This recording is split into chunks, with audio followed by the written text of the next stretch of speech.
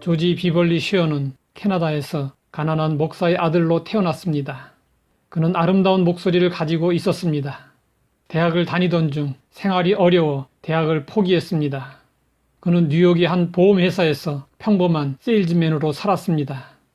그는 영업을 하다가 방송국의 편성 부장인 프레드 알렌을 알게 되었습니다.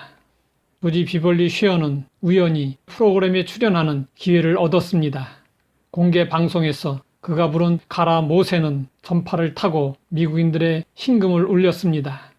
그의 바리톤 목소리에 매료된 수많은 사람들이 끝없이 박수갈채를 보냈습니다. 이 같은 호응에 여러 방송사들이 앞을 다퉈 전속 계약을 맺자고 제안을 했습니다. 계약에 응하는 자체가 성공을 보장받는 길이었습니다. 그러나 이는 찬양이 아닌 대중가요 가수로 출연해달라는 요청이었습니다. 조지 비벌리 쉐어는 많은 보수를 받고 인기를 누릴 수 있는 기회를 얻었지만 기쁨보다 고민이 더 컸습니다.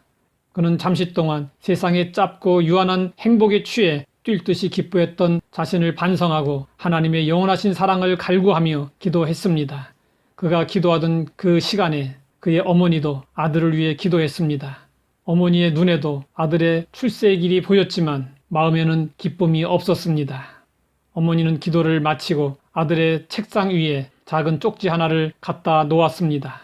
아들은 쪽지를 펼쳐 보았습니다. 거기에는 어머니 밀러 부인의 시가 적혀 있었습니다. 금이나 은보다 차라리 주 예수를 가지리. 큰 재물을 갖느니보다 차라리 주 예수의 것 되겠네. 큰 집과 넓은 땅을 갖느니보다 차라리 주 예수를 가지리. 못 박힌 손에 이끌림이 차라리 나으리라.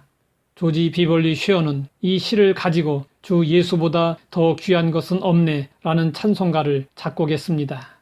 그는 어느 주일 아침 이 찬송을 불렀습니다.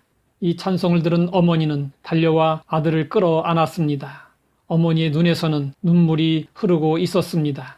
이 찬송이 오늘날까지 성도들이 애창하는 주 예수보다 더 귀한 것은 없네 입니다. 조지 비벌리 쉐어는 이후 방송국의 제안을 거절하고 빌리 그레이엄 전도단의 솔리스트로 활동했습니다. 부자 청년이 예수님을 찾아와서 영생에 대한 질문을 했습니다. 예수님은 소유를 팔아 가난한 자들에게 주고 나를 따르라고 하셨습니다. 그러자 부자 청년은 근심하며 떠나갔습니다. 부자 청년에게는 재산이 영생보다 더 소중했습니다. 포기하지 않고는 얻을 수 없습니다. 탈북민들은 자유를 얻기 위해 북한에서 누리던 모든 지위와 재산을 포기했습니다. 마찬가지로 누구든지 하나님의 백성이 되어 영생을 누리려면 그것을 가로막는 세상 것들을 포기할 수 있어야 합니다. 물론 우리가 예수를 믿는다고 해서 재산이나 직장을 버려야 하는 것은 아닙니다.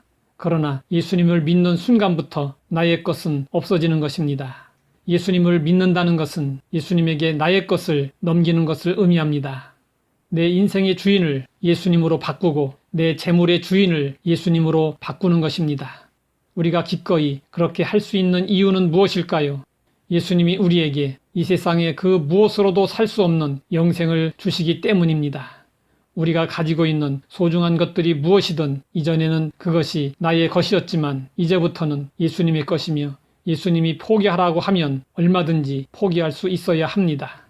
주 예수보다 더 귀한 것은 없기 때문입니다. 영생보다 더 소중한 것이 없기 때문입니다.